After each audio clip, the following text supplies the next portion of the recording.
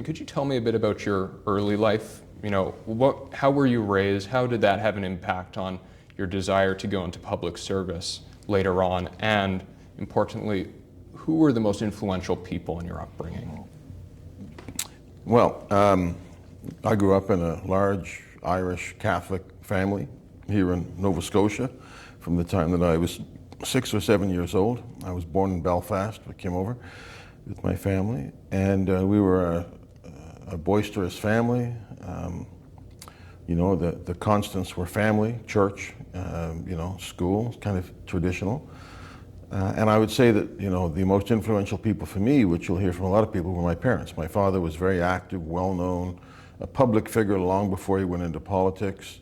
At one time he was called the hippie doctor. He had the beard. He talked about sex education, drug and alcohol counseling. He was spearheaded the opening of a clinic in a black community outside of Dartmouth, which had been the victim of systemic racism. He was new to Canada in the mid to late 60s, and he ended up being instrumental in opening a childcare center and a medical clinic there, which was eventually named in his honor. So he did interesting things. He was a man of action. My mother was much quieter, forceful in her own way, and so we were very fortunate as kids. We were 7 kids born in a period of about 8 or 9 years, and I don't think there was ever a call to politics so much as there was a call to public service. There was a call to give back for the fortunes and the benefits that we'd been given, and so I think that shaped the lives of all of us. Were there any particular lessons your parents taught you that you find yourself looking back on and saying that was particularly yes, 100% of the time, yeah. So just to give you one example, my father was a doctor. This is before we had really palliative care, and he had a patient. Her first name was Lorraine. I won't say her last name. And this is in the 70s, maybe late 70s. And one day he came and he put a bunch of us in the old station wagon. He said, "You're going to come on a house call with me to see Lorraine." And in the car, he explained on the way there that she had cancer and was going to die. It was terminal. And that her husband, as soon as he found out she had cancer, left and went out west because he said he loved her too much to watch her die. And so we went into the house we were scared. We went into the house with this woman and talked to her. And at the end of it, she said, there was a storm coming. She said, nobody to shovel the driveway. I'm going to die, she said, but it's these things I need to do. And so we, of course, volunteered to shovel her driveway. And we got in the car and we left and went back home in the car. And we said to Dad, there was 3 of us, "Dad, why did you bring us there?"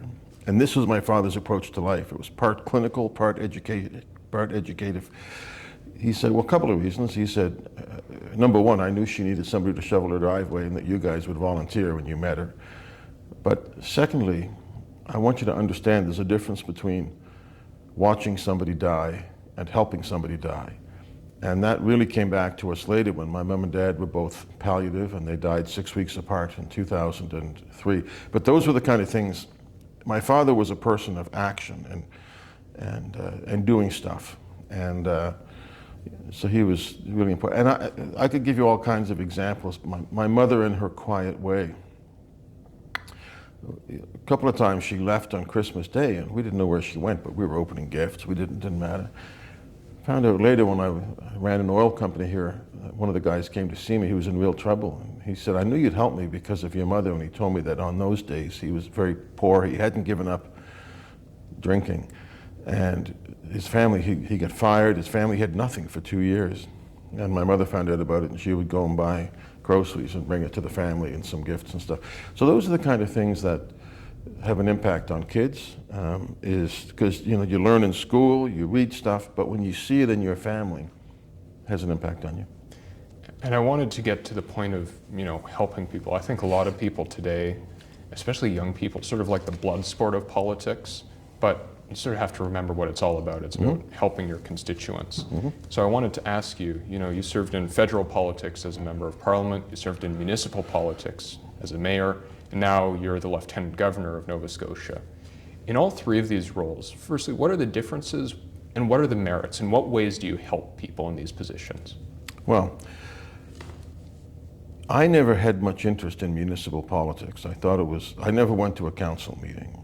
I was always interested in federal first. I thought that's where the action is. And I didn't necessarily, my wife would probably dispute this, but I never had I was never burning to be a member of parliament. I was involved in politics, and when the opportunity came, I had it.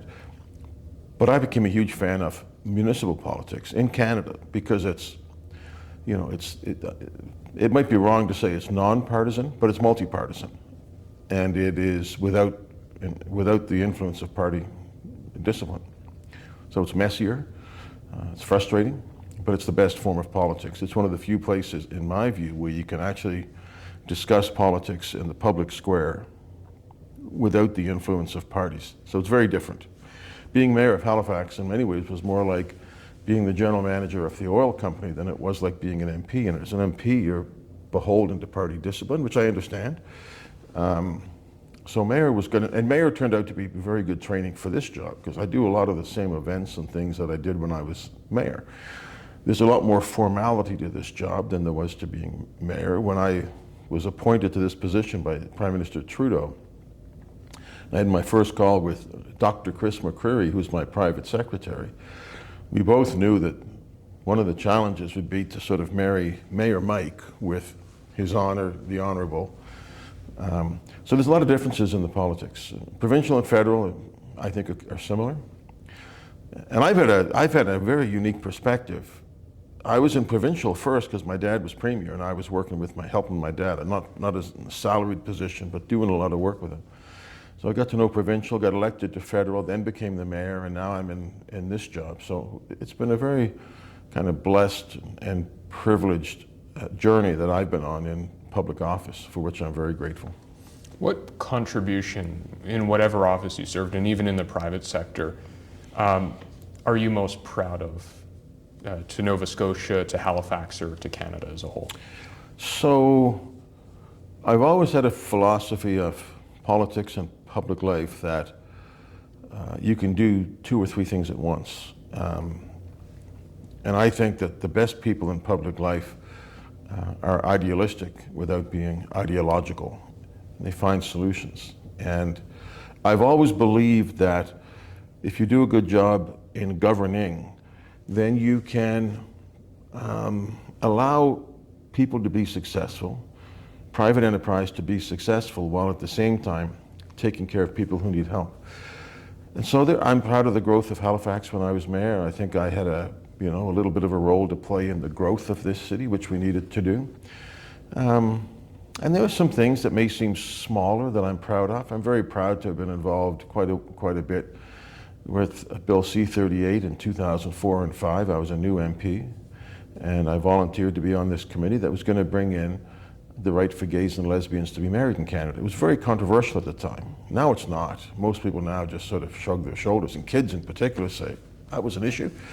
But for me, like at the time, it was contentious, and we got some terrible mail and letters, and I lost the support of some people who had always supported me, and most of them came back. But I really think that it was an important position for Canada to take. I think we were the third country in the world. Back then, Barack Obama, Hillary Clinton, all of the progressive Democrats were still against allowing gays and lesbians to be married. And so, I'm proud of that. And, I met somebody last week at the raising of the flag for transphobia remembrance, and she said that I had gone to her school in 2005 and then written her a letter and then bought her the legislation, and it was probably something my staff did, but God bless them. But those are the occasions when you actually find that you can make a difference in individual people's lives as well as trying to improve the community overall. Right. I want to sort of turn broadly now to Nova Scotia, because I've always thought, especially sort of from the view of a Westerner, has a very different style of politics, a different culture from the rest of the country. When you reflect on Nova Scotia, what do you think makes the province unique in the country? It's interesting. I'm sure we're unique in many ways, but in many ways, to me, provincial borders are the most artificial of borders. Canada is Canada.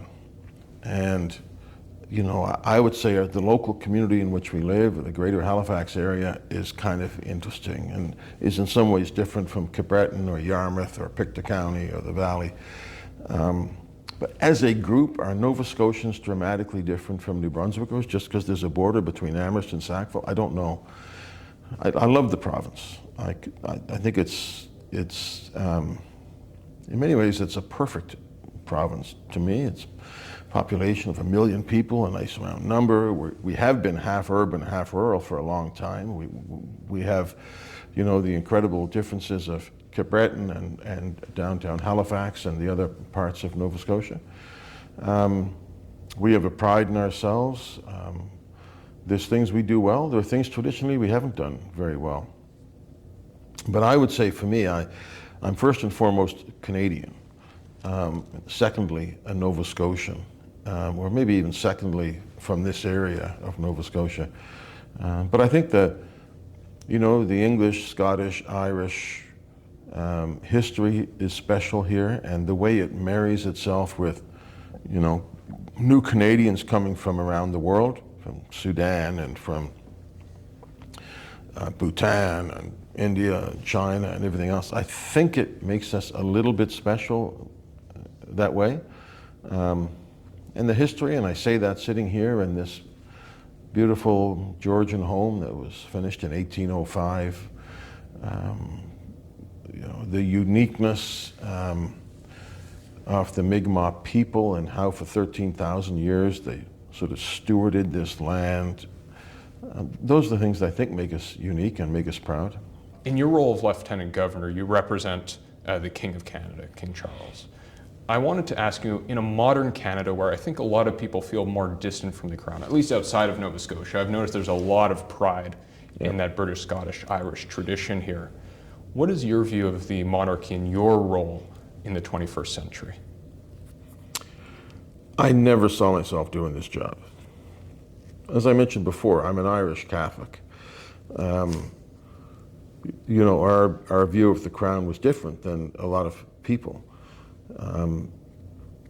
I think for many people, the reign of Queen Elizabeth made us closer to the monarchy. Look, for probably half of a century, people have been more and more distant from the institutions. If you ask people today, what's your view of the monarchy versus 50 years ago, it's lower. But it's the same thing if you ask people their opinion of Canada Post or the Canadian Football League or the National Hockey League or anything else. People just have less faith in institutions. But over the last few years, I think it's had a turn up. And I think in a world that's turbulent, and it is turbulent right now, when you're not sure if your best friend forever is still your best friend, when you see what's happening in terms of, you know, worldwide conflicts, you know, the rise of authoritarianism in many parts of the world that we always thought were safely democratic, that I think there's an increased respect and yearning for some of those traditional institutions like the monarchy. And so that was made evident in May when King Charles delivered the speech from the throne, the first monarch to do that in Canada since 1977. I think he made a difference. And even people who normally would sort of say, well, you know, the monarchy's fine, but I don't really have much to do with it. I think on that day and in that period and since, there's been a recognition that it matters. And so for Darlene and I to be the representative of the King here in the province is a real privilege, and we realize that every day. I have two more questions. The second to last one is, why is Nova Scotia so proud of that British, Irish, Scottish heritage? Because many other provinces have it. I mean, Ontario in part was founded by United Empire Loyalists as well. Why do you think it's just felt so acutely in Nova Scotia? Well, I think you mentioned it. You know, the Scottish connection here is very. Nova Scotia is New Scotland. I mean, that's the translation. You know, that's a very strong history. Obviously, a lot of English heritage here as well, and the Irish population. You know, Irishtown is right 2 streets down there. A lot of Irish came over to build churches and to do construction, and so that history is very important. The connection to the Scottish heritage is not only there, it's in the air. It is, you know, we had Celtic colors this year, which for the first time we were there obviously as the vice regal couple, and you get such a strong connection. But I think that's inherent in our community. And just as I think it's kind of cool to have, you know, the oldest wooden church in North America, St. Paul's, now sitting comfortably in the shadow of the convention center, a brand new building, I think you can have those traditional communities along with the new communities that are coming to Nova Scotia. And if we do it right, we don't always, but usually, it becomes a pretty good combination of old and new, of old traditional ways of looking at things and new ways of looking at things. I think it will always be Nova Scotia, New Scotland, but we've added to it, and those layers of complexity make it better. Right. My final question that I ask everyone is, what does Canada mean to you? So, you know, for me, I think Canada is an ideal, but it's an ideal that, while there are some commonalities for all of us, there are other things that are different. And what I hear from people who come from around the world to Canada is that we're free, we welcome new people. I would say that we embrace the past, accept the future and the present, and look forward to the future. So what does Canada mean to me? Strong, free, open. I think we're open. I don't want to use cliches like a beacon for the world, but I think at our best we're a country that realizes that you can be strong without being loud, and I think Canada's strong.